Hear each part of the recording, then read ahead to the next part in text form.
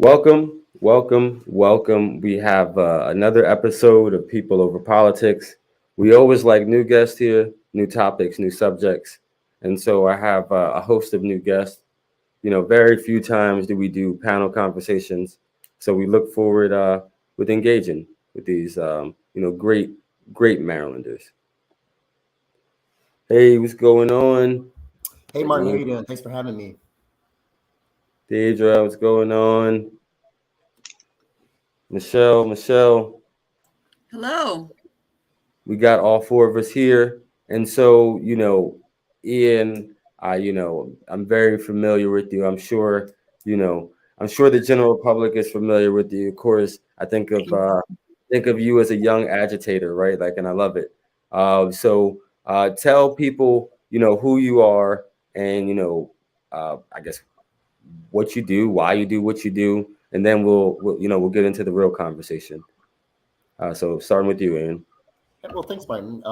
Well, I guess to start, I'm a community organizer from Baltimore County. I'm from Catonsville. I'm also an undergraduate student at University of Maryland College Park. And I am really honored to organize, especially on the front of legal justice reform with Michelle and Deirdre here as members of the Legal Justice Alliance of Baltimore County. When we talk about the legal justice system in the United States, words come to mind: brutal, racist, classist, just deeply, deeply violent. And within that existing flawed system, Baltimore County is an outlier on a number of fronts, and we need to be talking about it. I think Baltimore County officials really do not get the scrutiny that they need and that our community deserves. And so I think that that level of agitation is vital. Accountability means something. And yeah. I agree with you 100%. And so, Deidre, who are you, and why do you do what you do? Thanks so much, and thanks for having me here. It's great to be here with everyone. I'm Deirdre Church, and I am from Philadelphia, Pennsylvania, and I live in that area now, but I lived in Baltimore County back in 2017, 2018. And my background is public health. I work for a Christian international organization right now that focuses on health and health advocacy and connecting different health organizations and hospitals and things like that. But what brought me to the Legal Justice Alliance of Baltimore County was that I was sexually assaulted a few years ago, and that's how I really entered the justice system and working with police, working with prosecutors to try to get justice and to protect other women. And it has been such an uphill battle. And that's when I saw a lot of the corruption that Ian was mentioning. And so I've been on a fight along with many other advocates through the Legal Justice Alliance of Baltimore County, and also advocates outside of the Legal Justice Alliance as well, fighting for justice and also fighting ultimately to have people held accountable, the people that we elect to office, the people that are in the prosecutor's office and the police as well. Absolutely. And I appreciate you, and thanks for sharing your story and turning your story into advocacy. And I'm definitely familiar with the safe harbor bill that we're trying to pass at the General Assembly, and I was at the press conference for that one. So definitely supporting the safe harbor bill, that speaks to child trafficking and how we deal with it as a community. So I appreciate that. And Michelle, who you are and why you do what you do. Thanks so much, Martin. And we're so excited to be able to meet with you and talk with you about this. So my name is Michelle, pronoun she, her. I'm a juvenile public defender in Baltimore County, and I've been privileged to be able to work with kids and teens in this community for almost 10 years. So I guess there's a lot to talk about here, but Ian is 100% correct. The attention in Maryland, a lot of it's focused on Baltimore City when we're talking about crime, policing, and race, right? And Baltimore County escapes the spotlight, although it has a parasitic and symbiotic relationship with Baltimore City that's really not analyzed in the way it should be, right? So Baltimore County is kind of the white flight donut around Baltimore City. And its policies, attitudes, and prejudices impact what happens to people in the city and vice versa. So I think you can't have a full picture of kind of the criminal justice conversation in Maryland, if you can call it that, without talking about that relationship. And having been someone who's worked in these courtrooms with kids standing by my side for the past 10 years, I can say it's a deeply radicalizing experience. And we want to talk about alternatives to what we see as kind of traditional law and order policies that aren't really getting us anywhere. Absolutely. And so, one, Michelle, I wanted to highlight you and your work you do with the public defenders. You know, I love my public defenders. Do a lot of great work with them here in Prince George's County, and you know, also congratulations to you guys on unionizing, right? Yes, so thank you. Yeah, people who didn't know, you know, the public defenders of Maryland, you know, now are unionized and have the ability to join a union, and so you know, I'm very pro union.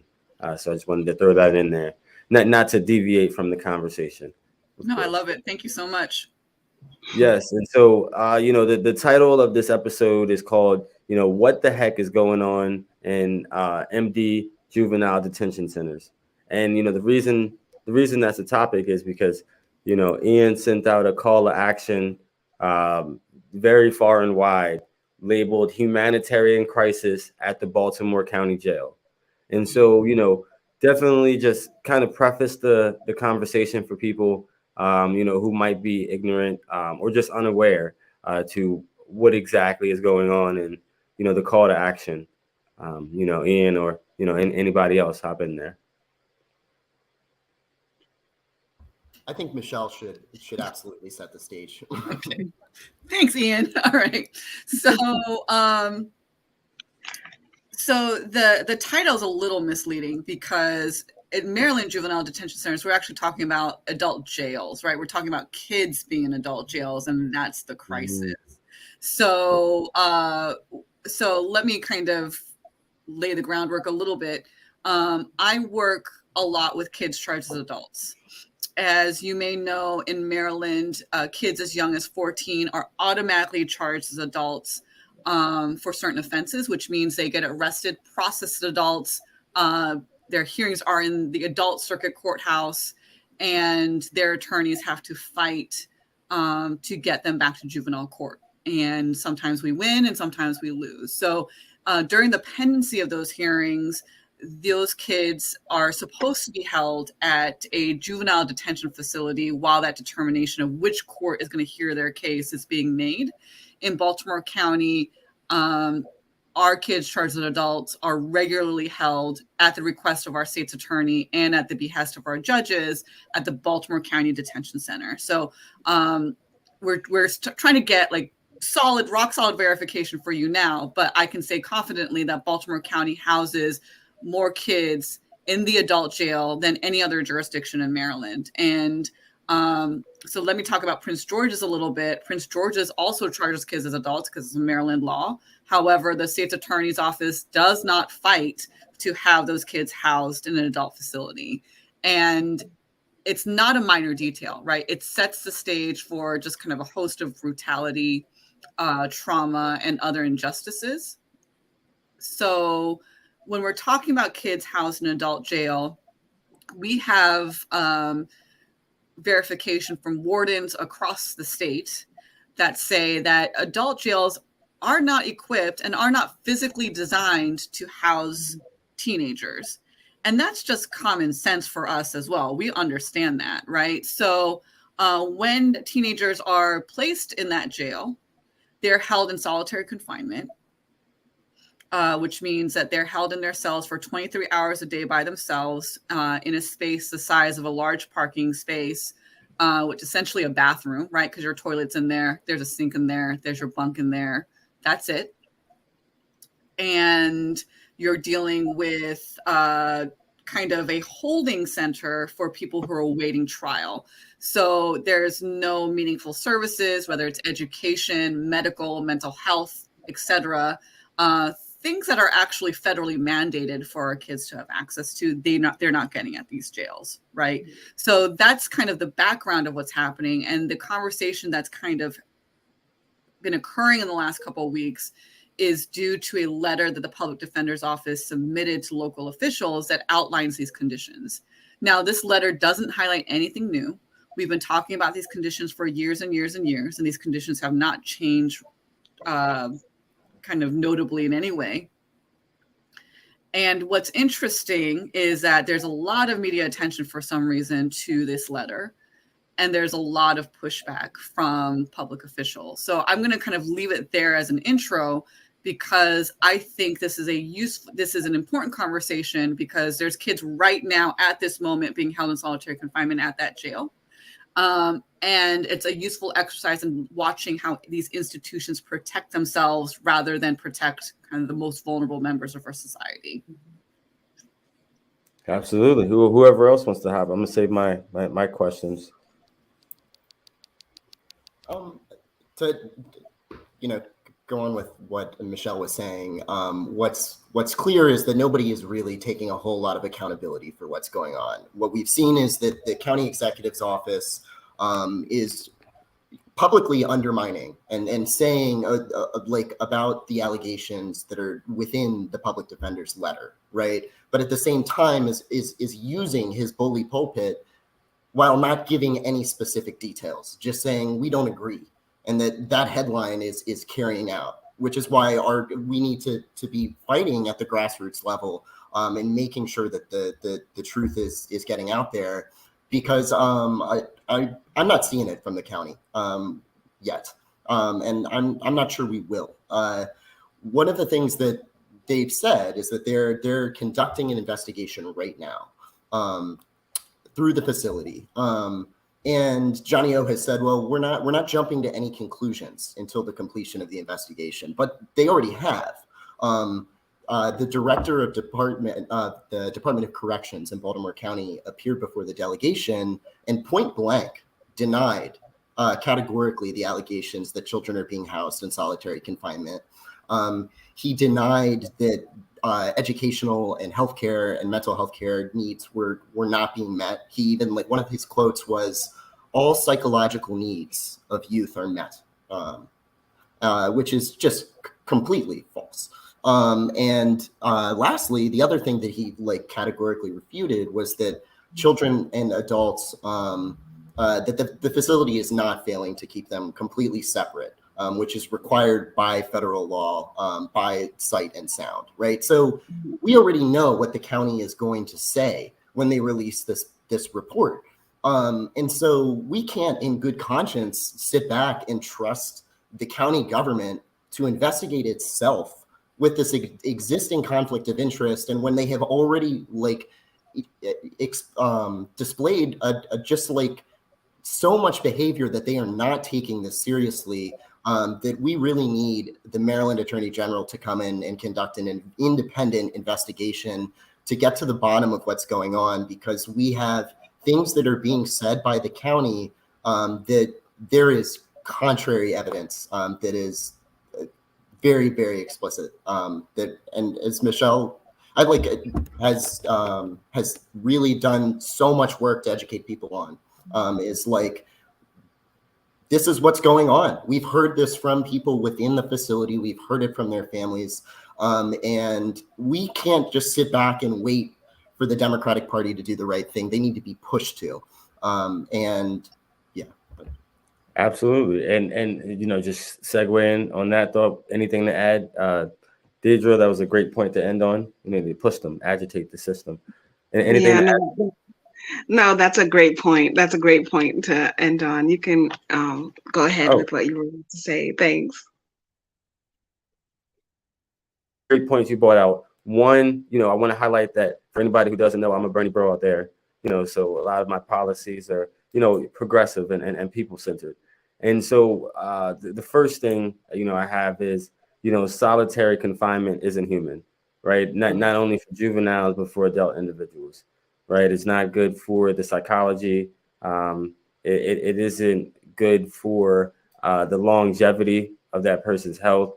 I don't think there's any studies that would prove that solitary confinement, has positive benefits, right? And I think that the second thing to point out, not to disclose what is going on in adult prisons with terms juveniles. I remember being at a press conference with Ask Me, probably this past fall, and they were at a juvenile detention center right outside. I think it was in Baltimore County. And, I know the ACLU was there and Anthony Brown came, and, I was there because I'm with NAACP, and what they were talking about was the lack of funding, like the severe lack of funding, that I guess exists in the Juvenile Justice Center. And I'm sure some of the similar funding, exist in the adult system, right? It's the second thing was, I remember doing a podcast with Prince George's County Young Democrats probably almost 2 years ago, almost 3 hours long. I shared it because I know the video is still on Facebook. And we had the state's attorney, Scott Schellenberger, Baltimore County. We had state's attorney, Howard County, Richard Gibson, and Prince George's still state's attorney, Aisha Braveboy.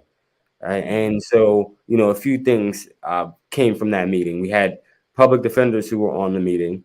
And, one of the things that I think they brought up was, if I recall correctly, I think it's about 35 charges in which, like, automatically juveniles get charged with as adults. But the important caveat is that the state's attorney, has a discretion, if they charge that juvenile as an adult. So, they don't just have to go on along with business as usual. They could be, compassionate and caring and, not treating, the youth as if they are the past, right? Because these are the present, and, we need to invest in them compassionately.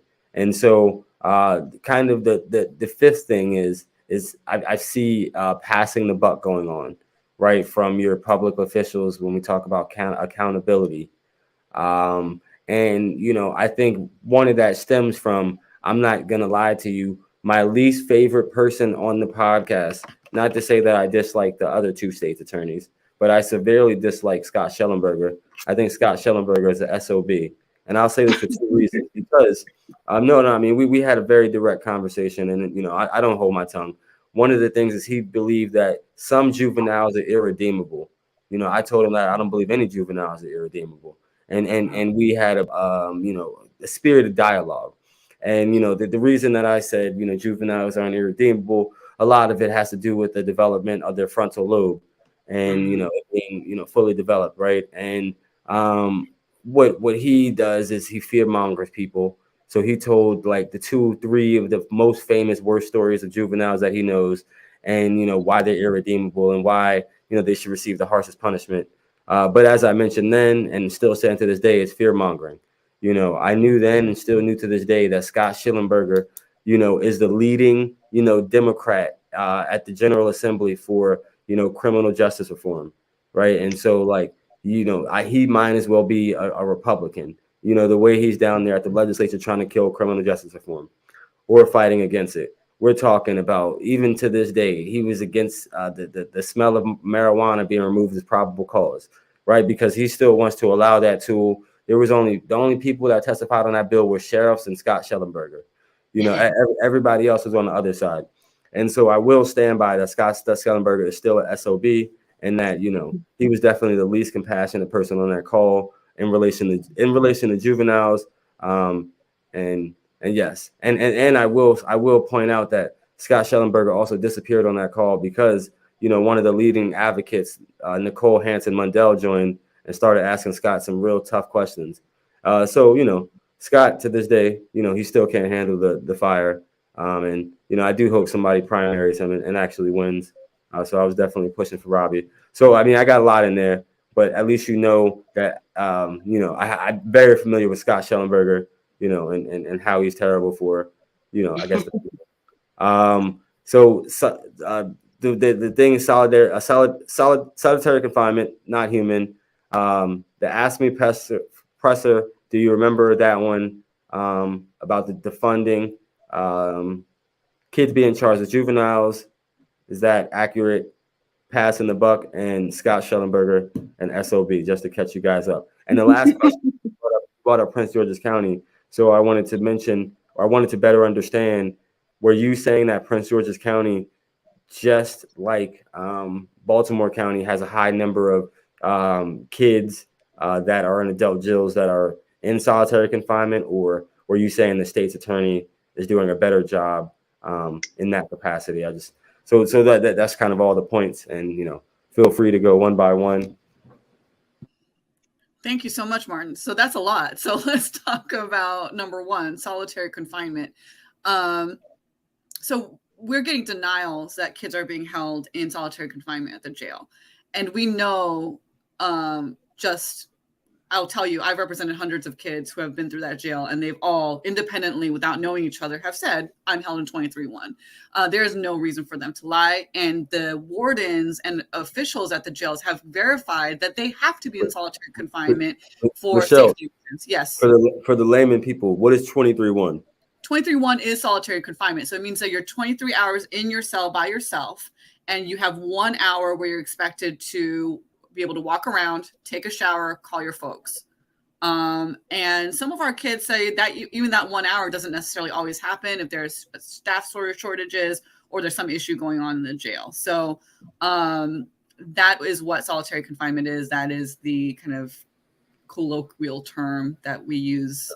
No, I appreciate it. I just wanted to make sure that people out there that maybe didn't necessarily understand. So just, for their edification. Absolutely. Thank you for that. And so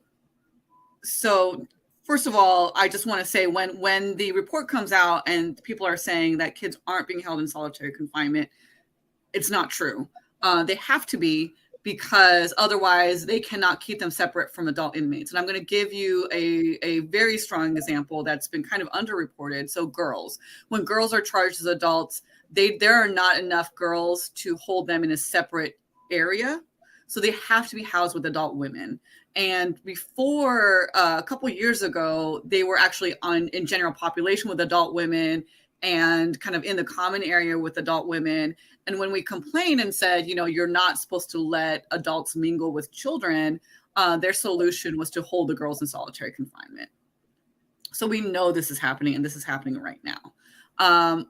So another kind of anecdote, and Martin, you may be familiar with the Khalif Browder story. A lot of people are, but he was in a very similar situation, right? He was being held pre-trial, legally innocent, for a case that was eventually dismissed, where he was held in solitary confinement for months.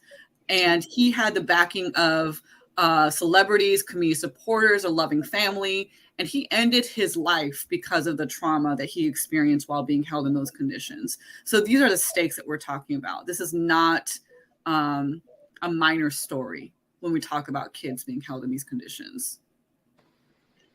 Absolutely. And so anything to comment on, Ian or Ms. Church? I was just going to mention, take, I guess, one note about Scott Schellenberger. I think that you won't get any argument from any of us about your take on Scott Schellenberger. I did want to highlight that I think, if you look at www.scottschellenberger.com, that was his previous, election, website from last year. If you go to the Facebook that's connected to that website, you will see a lot of conversation. And my point with that is, I think I agree with what you were saying, Councilman, that he lacks compassion. And I think that he likes to signal to the people that he hopes will vote for him that he will kind of take care of the less desirable element, which I believe, from my experience with him directly, it has to do with race. And so I think that you'll see a lot of that fear mongering, that, I'm going to lock them up, I'm going to do this. And from what I can see, I'm not nearly as involved or as knowledgeable about this particular issue as Ian and Michelle, but I do believe that, there is, and we've discussed this, that there's a racial component to it, certainly. And that part of that is he likes to he likes to signal to people that, don't worry, I'm going to be hard on these people of color. I'm going to lock them up. I'm going to, there's like that idea that, do the crime, do the time, and even if they're young, like you said, he'll pull out the 3 worst cases he can think of to basically paint juveniles as monsters, as irredeemable, and all of those things. And it is part of his political platform, as opposed to doing what's really right and just. Sure. And I'm sure Ian can speak to the amount of testimonies he's heard in Annapolis from Scott, but I'm that's just me. But Ian, yes. Anything to add there? Yeah, one stat to throw out there is that 95% of children charged in Baltimore County as adults are Black, and that is just point blank, very clear what's going on. And when going back to this humanitarian crisis in the jail, what's really, really important and that people need to understand is that, as Michelle has said, Scott Schellenberger has known this has been going on. These conditions aren't new. His office was hearing public defenders argue in bail hearings to keep children out of these conditions and citing them, right? So there is no plausible deniability that exists. And while we're waiting, right, for a 30-day report to see what's going on, if this is going on or not.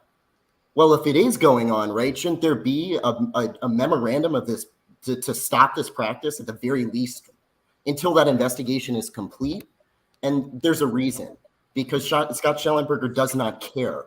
Scott Schellenberger knows the conditions he's putting these children in, and he actively thinks this is in the interest of public safety and that this is the best thing that we should be doing for society.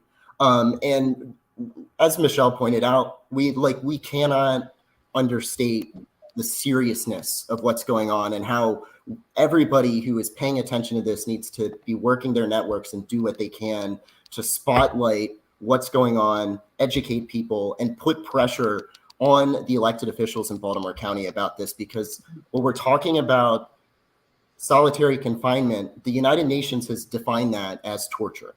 That is an official human rights violation, right? And when we're talking about the U.S. Constitution, it's cruel and unusual too. And the conditions that we're talking about, children being put in, are a violation from that standpoint too. So I think I don't know how much time that we have to discuss, because when we're talking about Schellenberger, right, the most far right Democrat in the state of Maryland, somebody who does not belong in the Democratic Party at all. But it's so many issues. We're talking about, okay, the juvenile justice response, right? And how do we treat juveniles in the system? There's a whole nother question about how do we hold police accountable? And why won't our state's attorney charge killer cops?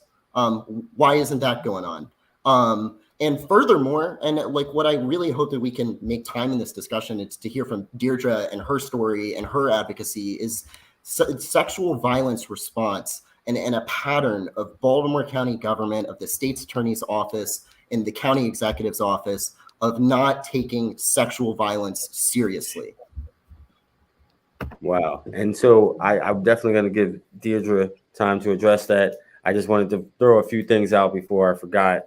The first thing being, the law and order politics of the state's attorney.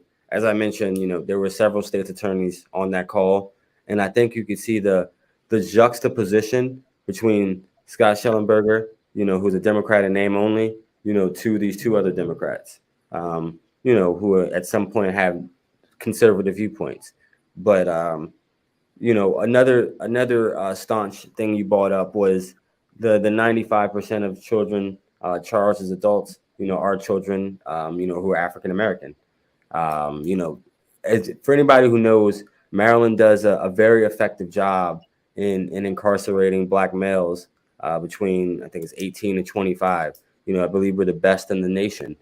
So that's a terrible statistic to be the best in, right? Like even better than Mississippi, right? A lot of times I try to remind people that even though this is Maryland, even though we have a few progressive things going on at times, we're still the most northern southern state. So of course, hitting on that, the next thing is, anybody who knows me knows that, I'm pro-union, pro-people. And one of the things I'm doing now is trying to help public works get collective bargaining rights. And so one of the responses to the department coming out and expressing they want to, the administration's response is like, we support them, but we want to investigate.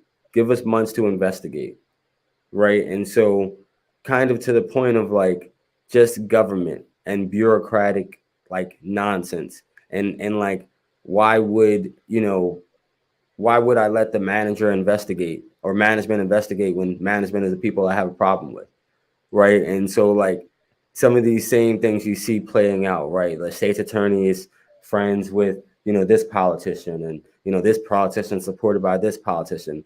So a lot of times you see that, loyalty to, the cloth and the title more so than to the constituents and the individuals. And so just bringing it back to the point of, expressing, how Baltimore County and putting that into a lens, how they view and treat, survivors of sexual assault, Deidre, of course, educate us on that because, that is definitely important. As I mentioned, let's pass this safe harbor bill just one more time. Thanks so much. Yes. I should say, when I came down to Maryland, it was to work at the headquarters of the NAACP. I forgot to mention that. So I was working there at the time and living in Baltimore County at the time that I was sexually assaulted, and just I was shocked at the treatment that I received. Working for the NAACP. Growing up in, different neighborhoods and things like that, being in the Black community, obviously all my life, and knowing how oftentimes law enforcement does not treat people of color well. Even so, I was completely unprepared for how much cruelty I experienced when I reported to police and to prosecutors. I will say, it took for me, it took 3 different investigations. 3 times my case was opened and then closed, opened and then closed. Finally, the 3rd time when it was opened is when the police did an honest investigation. And with the prosecutor's office, they exhibited a level of inhumanity that I've honestly I haven't experienced in my life outside of the rapist himself. And so, but what I learned in that is that I'm really not the only person, that there are so many sexual assault victims in Baltimore County and beyond who experience, who are treated as if they're a criminal, who are laughed at or mocked or, all of those different types of things. I do want to say, I debated because I want to only really speak for myself, but I will say that when I was in communication with the Maryland Crime Victims Resource Center, that one of the staff members there told me that the person, they work all over the state, but the person, their attorney who's assigned to the Baltimore County area said that there's a quote, different standard of evaluating cases involving, Black and Latina rape victims as opposed to white victims, and that's significant because all rape victims are essentially oftentimes treated really badly in the office, including white victims. So to have people notice that there's particular hesitance to try to fight for justice for victims of color is especially alarming. So yes, I'll just leave it there for a moment, but if you have any questions, of course, feel free to ask. Of course, Black women are superheroes, maternal health, right? Like doctors trusting Black women and listening to Black women, that just goes into, the distrust and how we treat, women of color. So just to hear and understand that standard is disgusting. But one of the things that I realized was when I was at the press conference, there was several state's attorneys there, you know, but I didn't see Baltimore County. Is he opposing, you know, a bill that would help, you know, Maryland traffic victims? I'm just curious, you know, is that a bill that he is opposing? Are you familiar with the bill? I am familiar with the bill, but I don't know if he's opposing it or not. I don't know, Michelle. Are you aware? Okay. I don't know, and I doubt it. I think it would have been. I think there's probably there's a Maryland State's Attorneys Association, and they kind of walk in lockstep with each other. So I doubt that he's going to go against the will of the MSAA. Okay, yes, because the president from the association did speak there, Rich Gibson. So okay, I was just curious on that. But you know, it is terrible to, you know, hear how they are treating you know, survivors and especially people of color. I'm not surprised, you know, the lack of empathy and compassion. You know, that's the only thing I'll say. I'm not surprised. Knowing the individual, I'm not even sure how long the state's attorney's been in place, but I know it's been quite some time. So. And kind of riffing off that, I mean, there just becomes a theme of certain lives being disposable, right? Certain lives not being worth it. And it's something that's consistent across the board. So Black women, Hispanic, Latina women, Black children, brown children, these are not considered children. They're not considered vulnerable. They're not worth protecting. And that is kind of what we're getting in terms of the feedback. But let me back up a little bit. So your points about Schellenberger are interesting because his argument about why he argues for kids to be held in adult facilities is for public safety. But that's a non-starter because we're not arguing that those kids necessarily should be released, even though sometimes they should be, right? But let's say these kids, we're actually arguing that these kids should go to a different jail, right? If they need to be held, they should go to a juvenile jail. It is not a childcare. It is not an amusement park. It is a lockdown, secure facility that is there's no interface with the public, right? So there's no public safety concern when we're talking about holding kids in a different kind of jail. So there is no valid public safety concern. It's about hurting these kids as much as possible pre-trial, right? That's what the argument is. And at the end of the day, the thing that baffles me about all of this turmoil happening is that the fix is easy. The fix will take a couple of days, and we already have juvenile facilities. Like you said, what's going on with Maryland juvenile detention centers? They are open and able to house kids. Now, we can have longer conversations if they're as nice as they should be, if they're providing the services they should be, but that's an entirely different conversation altogether. Right now, the baseline is where should we house these kids pending trial? And the answer is obvious. It's a juvenile facility, which is going on in other places in Maryland. Why can't it happen in Baltimore County? And this is something that I talked about kind of years ago. It's because of cruelty is the point. Yeah. Yeah, and you know, just to Ian's point, human rights violations, several atrocities going on. So I'm glad you highlighted that. You know, but one of the things I wanted to make sure, you know, you guys kind of got your point across. You know, what are your final thoughts, closing statements in reference to, you know, what should happen and what should be the response? I know I've heard Attorney General, I know I've heard public support, but just to highlight, you know, sometimes people need that call to action, you know. So, Deirdre or Ian, do you want to go first? Sure, I'll mention something. My belief is that when it comes to Baltimore County and when it comes to Scott Schellenberger and several people in his office, that they need to be removed from office, and not removed from office, a few years from now, but now. And my justification for that is from the Maryland Constitution, Article 5, Section 7, where it says that a state's attorney for any Maryland county or the city of Baltimore is subject to removal from office for willful neglect of duty.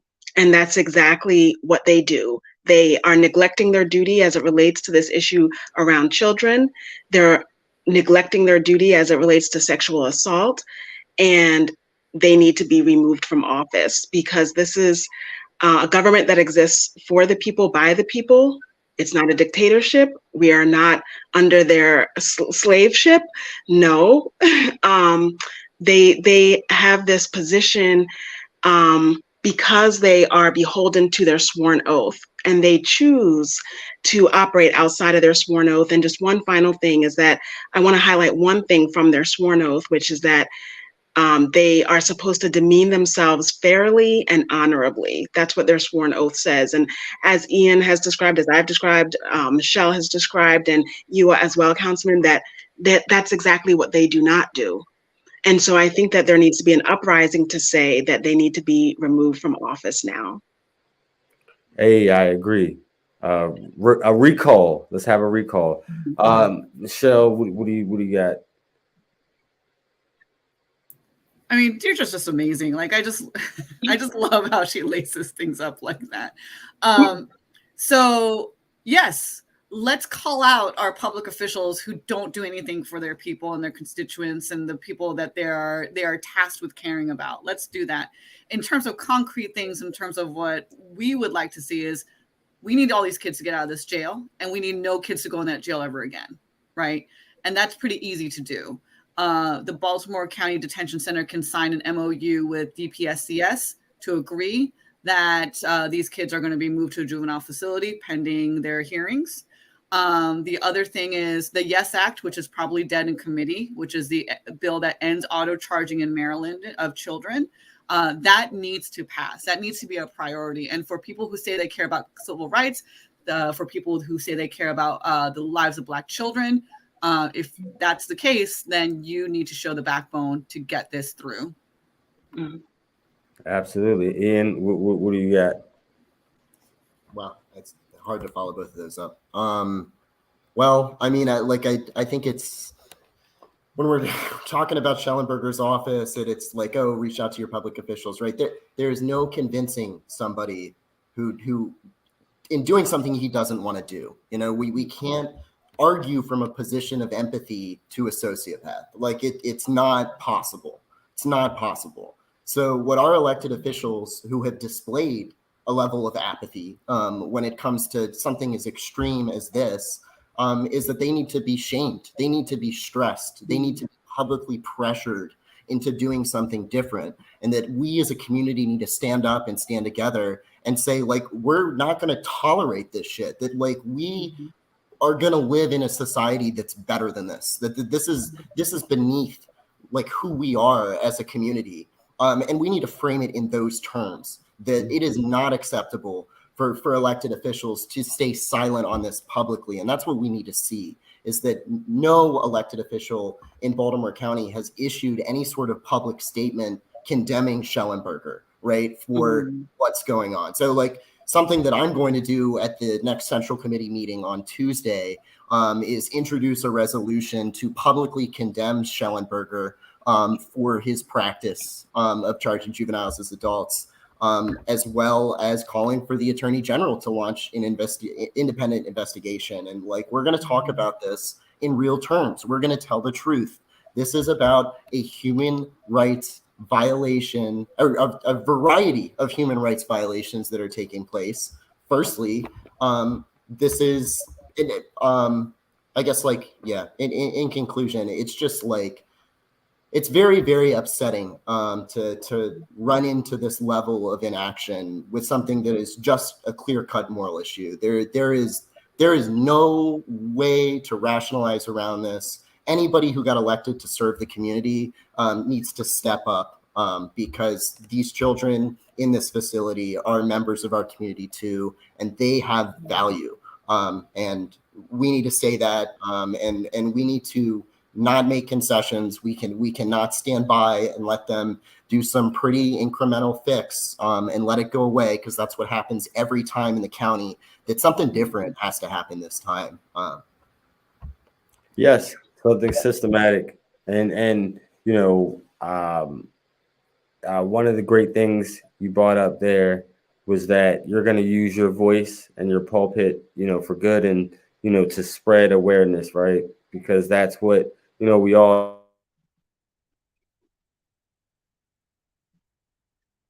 That's kind of one of the things I always believe, and just to shout out. In Baltimore City County, the way I think he said it was, this is a call in, not a call out, so check in, don't check out. And, I definitely think that this is a moment in where, we can actually come together, right? We can coalesce around this. And I hope that, everyone does,